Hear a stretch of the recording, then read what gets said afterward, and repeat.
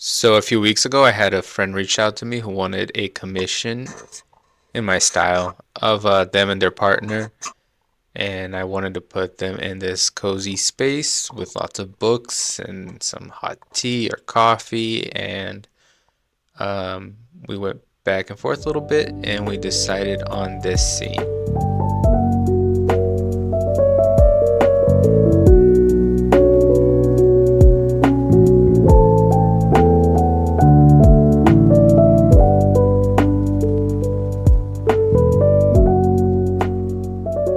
So what you see me doing right now is transferring the initial sketch to a watercolor paper with my light table.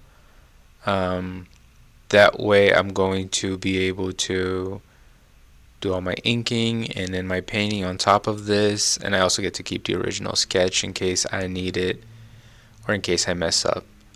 That's happened before. So this way I have a sketch to work out of in case I need it again, but I also have my new sketch or my new drawing on my nice paper.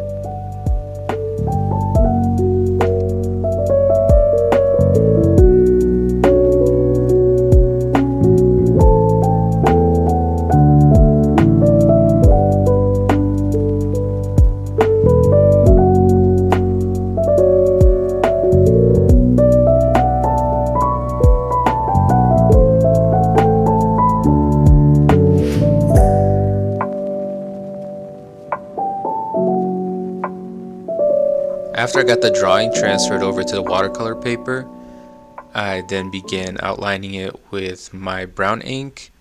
I used to use black ink, and I it kind of looks a little bit too harsh with the thick outlines like you'll see me doing a little bit.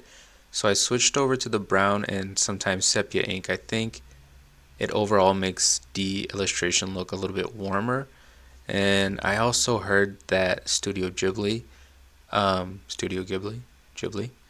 they use sepia ink, and for the same reason. And I just recently found out about this after I started using brown or sepia ink myself.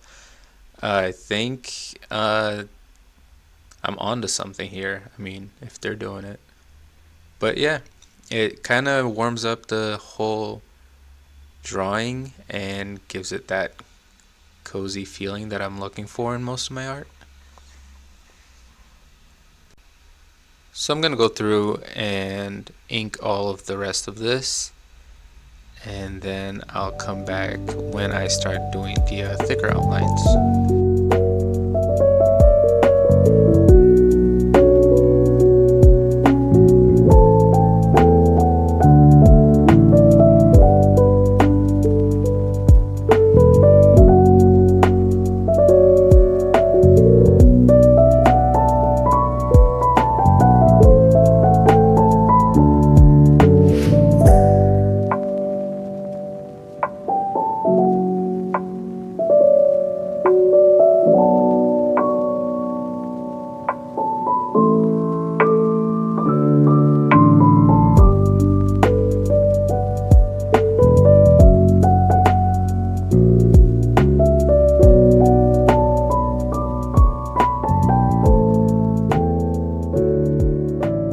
So I've had people in the past compliment me on my line work, and this is the secret.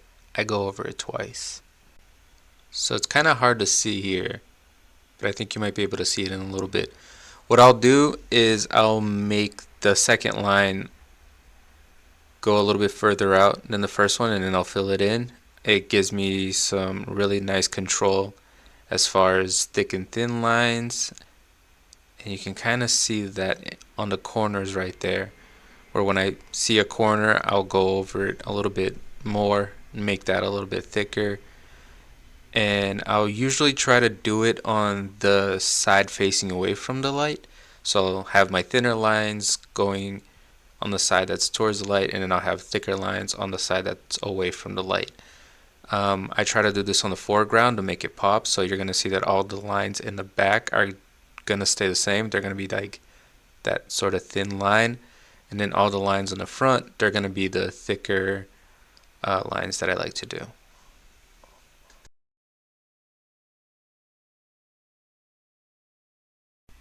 But yeah, finishing up the ink here, I'm just going to clean up my pen pretty soon. Just getting the last bit of detail in there. I'm gonna clean everything off and get my station ready for painting now.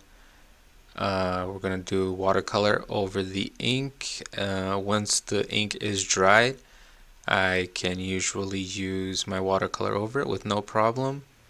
I think you saw the little bottle, it's the Higgins brown ink, and Daniel Smith watercolor over it. So I just go over it with the spray, make sure all the watercolor is wet and ready to go, and start painting.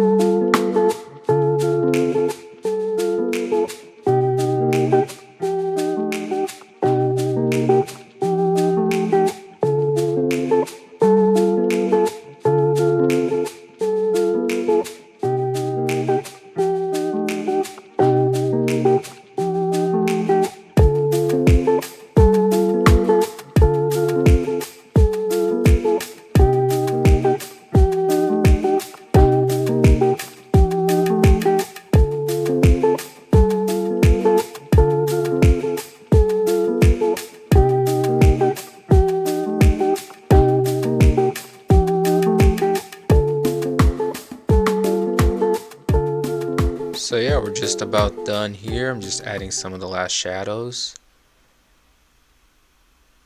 and some little extra details towards the end. But this is the final shot. I hope you guys enjoyed hanging out with me while I paint today. Consider liking and subscribing, and I'll see you on the next one.